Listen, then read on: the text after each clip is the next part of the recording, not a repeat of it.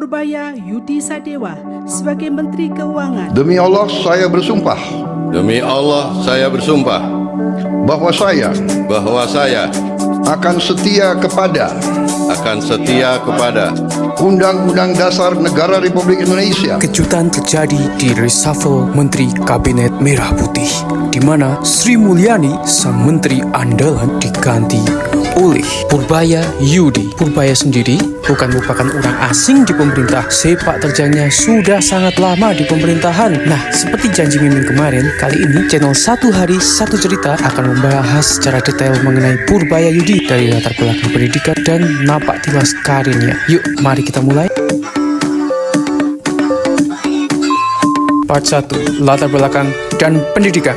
Purbaya lahir pada 7 Juli tahun 1964 di Bogor, Jawa Barat. Berasal dari keluarga yang berkecukupan, Purbaya menempuh S1-nya di ITB dengan mengambil teknik elektro. Setelah menyelesaikan pendidikannya di ITB, Purbaya mengambil S2 untuk gelar Master of Science dan doktornya di University of Purdue, Georgia, Amerika Serikat. Part 2. Riwayat pekerjaan sebelumnya. Dengan riwayat pendidikan yang tidak ecek-ecek, Purbaya berhasil mendapatkan pekerjaan pertamanya di Schallenberg sebagai seorang field engineer. Kurang lebih 5 tahun dia bertahan di Schallenberg di antara tahun 1989 sampai 1994. Kemudian pada Oktober tahun 2000 hingga Juli 2005 ia ditunjuk sebagai senior ekonomis di Dana Reksa Research Institute. Bagai aspal di negeri Konoha yang sangat lurus, setali liga uang, Purbaya langsung diangkat menjadi direktur utama PT Dana Reksa Security pada April 2026 sampai Oktober 2008. Ia juga menjadi chief ekonomis Dana Reksa Research Institute Juli 2005 sampai dengan Maret 2013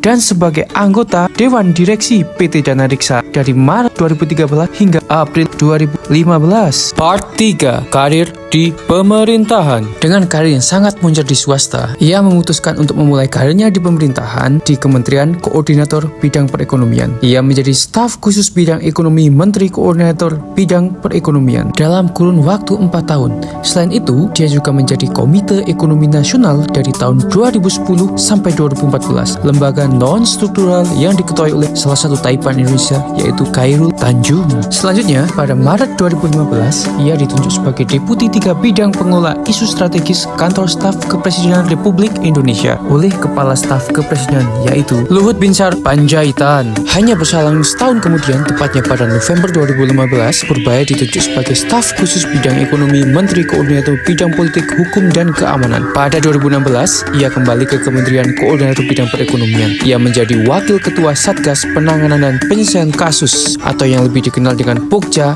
4 di bawah Kementerian Koordinator Bidang Perekonomian. 2 tahun berselang, ia dipindahkan ke Kementerian Koordinator Bidang Kemaritiman sebagai staf khusus bidang ekonomi dari Juli 2016 sampai Mei 2018, yaitu jabatannya dinaikkan menjadi Deputi Bidang Koordinasi Kelautan Maritim dan Energi Kementerian Koordinator Bidang Kemaritiman dan Investasi dari Mei 2018 hingga 2020. Setelah selesai, Purbaya kemudian dilantik menjadi Ketua Dewan Komisioner Lembaga Penjamin Simpanan dari tahun 2020 sampai dengan 2025. Dan itulah adalah beberapa posisi strategis yang pernah ditempati oleh Purbaya. Kira-kira menurut kalian semua gimana ya untuk pandangan ekonomi ke depan Indonesia? Apakah semakin melesat seperti roket atau tungsep ya? Tolong bantu komen di bawah ya, dan jangan lupa dibantu like, subscribe, dan share ya agar channel ini terus berkembang. Terima kasih telah menonton. Salam sehat, salam sehat, salam sehat, dan salam Satu Hari Satu Cerita. Terima kasih.